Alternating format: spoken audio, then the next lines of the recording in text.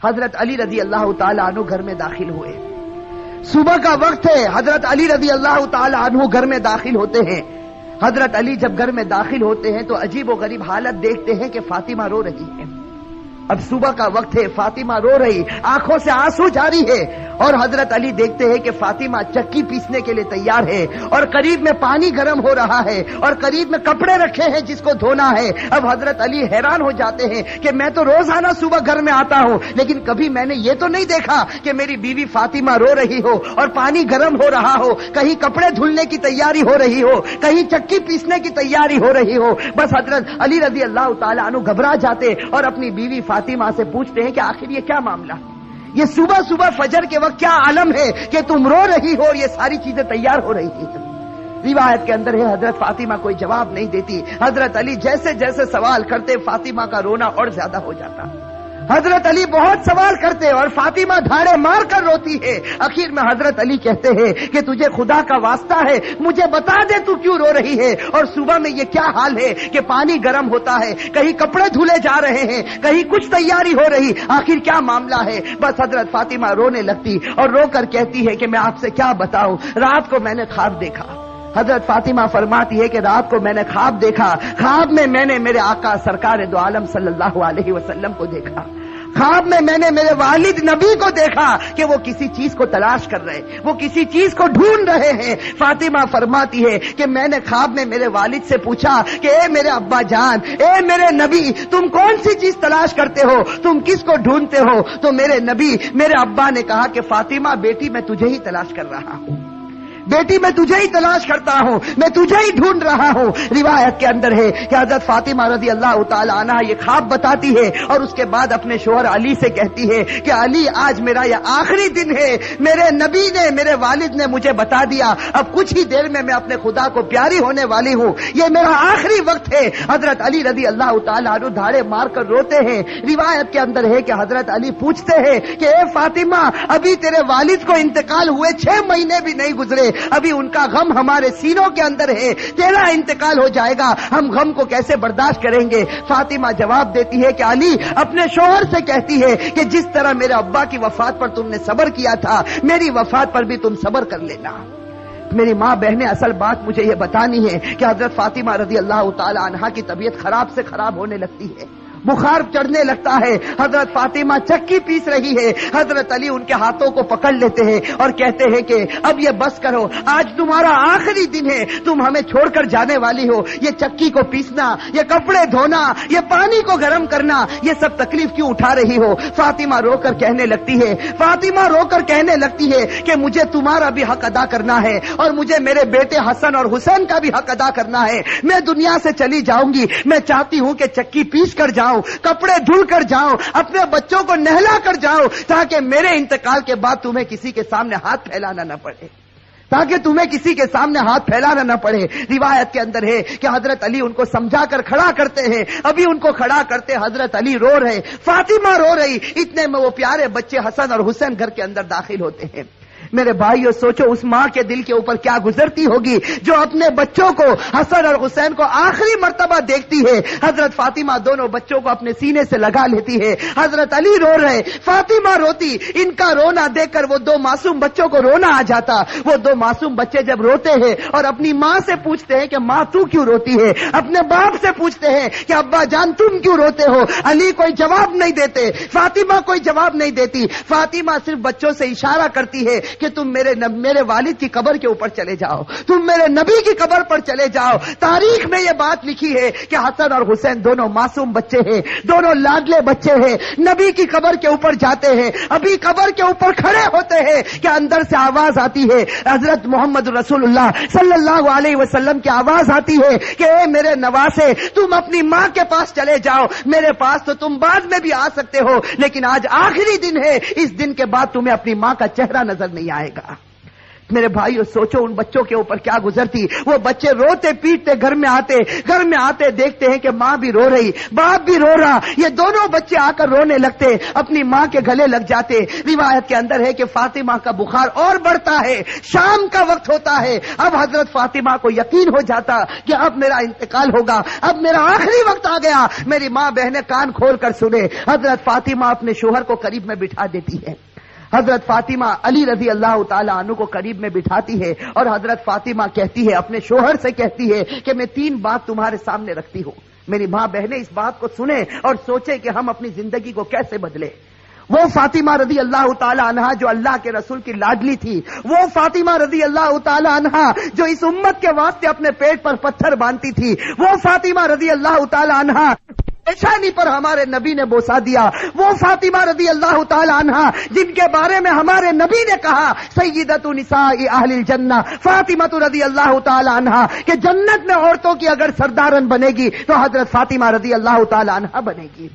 وہ فاطمہ رضی اللہ تعالی عنہا کا آخری وقت ہے, پیشانی کے اوپر پسینہ ہے, اپنے بستر پر لیٹی ہوئی ہے اور بخار بڑے زوروں کے اوپر ہے. اپنے شوہر کو قریب بٹھاتی ہے اور پہلا جملہ کہتی ہے, حضرت علی سے کہتی ہے, ان کے شوہر ہے قریب میں, معصوم بچے بیٹھے رو رہے, کبھی اپنی ماں کا منہ دیکھتے ہیں, کبھی اپنے باپ کا منہ دیکھتے ہیں. حضرت فاطمہ اپنے شوہر سے کہتی ہے کہ علی معلوم نہیں تمہارے نکاح میں آنے کے بعد میری طرف سے تم کو کتنی تکلیف پہنچی ہوگی. فاطمہ کہہ رہی کہ اے میرے شوہر معلوم نہیں جب سے میں تمہاری نکاح میں آئی ہوں معلوم نہیں میری وجہ سے تم کو کتنا دکھ اٹھانا پڑا ہوگا, تم کو میری وجہ سے کتنی تکلیف اٹھانی پڑی ہوگی. فاطمہ کہتی ہے میرے شوہر خدا کے واسطے میرے مرنے سے پہلے مجھے معاف کر دے. اپنے شوہر سے کہتی ہے کہ میرے مرنے سے پہلے مجھے معاف کر دے تاکہ قیامت کے میدان میں مجھے میرے نبی کے سامنے ذلیل نہ ہونا پڑے, مجھے میرے والد کے سامنے رسوا نہ ہونا پڑے. اے میرے شوہر میں نے تیرے حق میں کوتاہی کی, میں نے تیرے حق میں غلطی کی, میری طرف سے تجھے دکھ پہنچا ہے, اے میرے شوہر مجھے معاف کر دے. روایت میں ہے کہ علی دھاڑے مار کر رونے لگتے, فاطمہ کے سر پر ہاتھ پھیرتے اور کہنے لگتے فاطمہ تو غم مت کر, آج فکر میں کرتا ہوں کہ تو نبی کی بیٹی تھی لیکن میں تیرا حق ادا نہ کر سکا, تو نبی کی بیٹی تھی میں تیرا حق ادا نہ کر سکا. اور اس کے بعد علی ایک لمبی سانس لے کر رو کر کہتے ہیں کہ فاطمہ مجھے معلوم ہے جب سے تو میرے گھر پر آئی ہے تجھے 2 وقت کی روٹی کبھی نصیب نہیں ہوئی ہے. میرے بھائی اور روایت کے اندر ہے کہ فاطمہ رضی اللہ تعالی عنہا دھاڑے مار کر روتی ہے اور کہتی ہے, ایک دوسری بات کہتی ہے کہ اے میرے شوہر میرے انتقال کے بعد تمہیں جس عورت کے ساتھ نکاح کرنا ہو کر لینا. فاطمہ کہتی ہے میرے انتقال کے بعد جس عورت کے ساتھ نکاح کرنا ہو کر لینا. اس کے بعد اپنے پیارے بیٹے حسن اور حسین کی طرف کر کے کہتی ہے, ہر حسین کی طرف اشارہ کر کہتی ہے کہ علی کے ساتھ نکاح کرنا ہو نکاح کرنا, لیکن ایک رات میرے ان بچوں کے پاس بھی گزارنا. یہ معصوم ہے, یہ اپنا اچھا اور برا نہیں سمجھتے, جب یہ بالغ ہو جائے تو ان کو خدا کے حوالے کر دینا. اور تیسری بات میری ماں بہنیں کان کھول کر سنیں, یہ ہمارے نبی کی بیٹی کی آخری وصیت, ہمارے نبی کی لاڈلی بیٹی کی آخری وصیت. حضرت فاطمہ رضی اللہ تعالی عنہا فرماتی ہے کہ اے میرے شوہر, حضرت علی سے کہتی ہے کہ میرے شوہر جب میرا انتقال ہو جائے تو کسی کو نہ بلانا, جب میرا انتقال ہو جائے, جب میری وفات ہو جائے کسی کو نہ بلانا. حضرت علی بڑے جوش میں آ جاتے اور کہتے ہیں کہ تو نبی کی بیٹی ہے اور تو کہتی کسی کو نہ بلانا, میں تو سارے مدینے والوں کو بلاؤں گا, میں انصار کو بلاؤں گا, میں مہاجرین کو بلاؤں گا, میں پورے مدینے کو تیرے جنازے میں جمع کر دوں گا. حضرت فاطمہ اشارے سے کہتی ہے کہ نہیں, میرے جنازے میں کسی کو نہ بلانا, میرے جنازے میں صرف تم ہوں گے اور میرے یہ 2 معصوم بیٹے ہوں گے, ان کے سوا میرے جنازے میں کوئی نہ آئے. حضرت علی پوچھتے آخر وجہ کیا ہے؟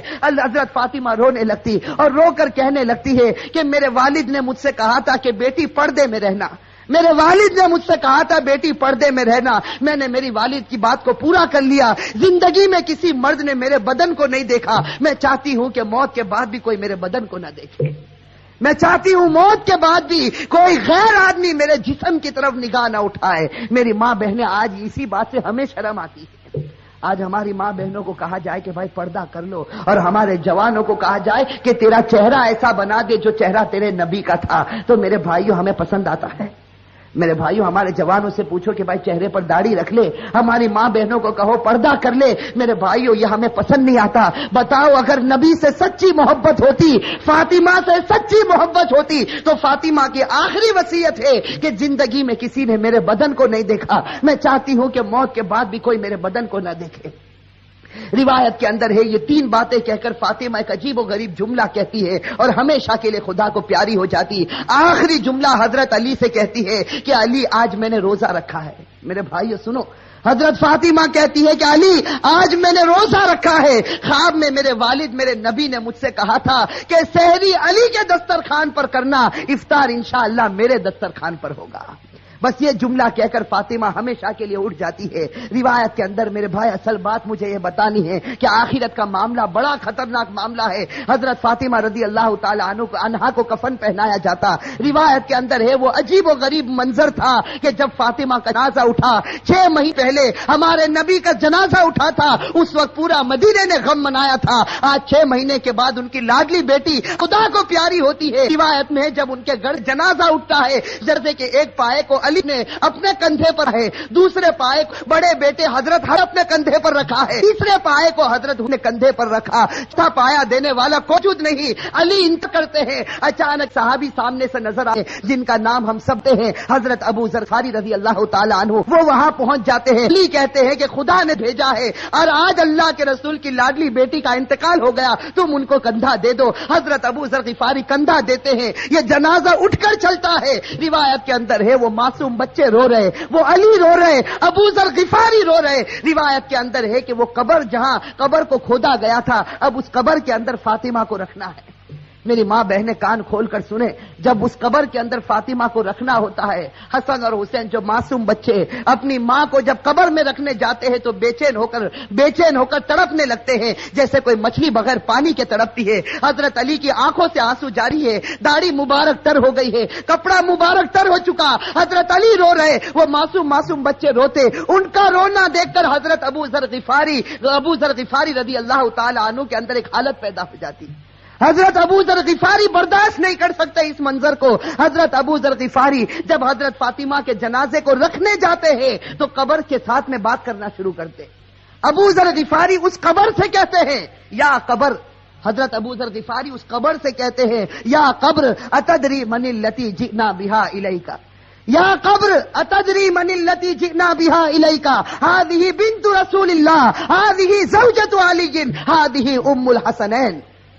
حضرت ابو ذر غفاری اس قبر سے کہتے ہیں کہ ایک قبر تجھے معلوم ہے ہم کس کا جنازہ لے کر آئے؟ اس لیے کہ حضرت ابو ذر غفاری سے برداشت نہیں ہوتا، وہ معصوم بچے روتے ہیں، وہ علی جیسا بہادر آج اپنی آنکھوں سے آنسو بہاتا ہے، تو حضرت ابو ذر غفاری اس قبر سے کہتے ہیں یا قبر، اے قبر تجھے معلوم ہے ہم کس کا جنازہ تیرے اندر رکھتے ہیں؟ یہ اس کا جنازہ ہے جس کو اللہ کے رسول کی بیٹی کہا جاتا، یہ اس کا جنازہ ہے جس کو علی کی بیوی کہا جاتا، یہ اس کا جنازہ ہے جس کو حسن اور حسین کی ماں کہا جاتا۔ روایت کے اندر ہے کہ ابو ذر غفاری جنازے کو رکھتے، یہ جملہ کہتے ہیں، قبر کے اندر سے آواز آتی، قبر کے اندر سے آواز آتی یا ابا ذر، اے ابو ذر، ھذا لیس بیت نسب ولا حسب، کہ ابو ذر یہاں خاندان مت گناؤ، یہاں خاندان اور رشتے مت گناؤ، یہاں تو یہ بتاؤ اچھے عمل کر کے کون آیا اور برے عمل کر کے کون آیا۔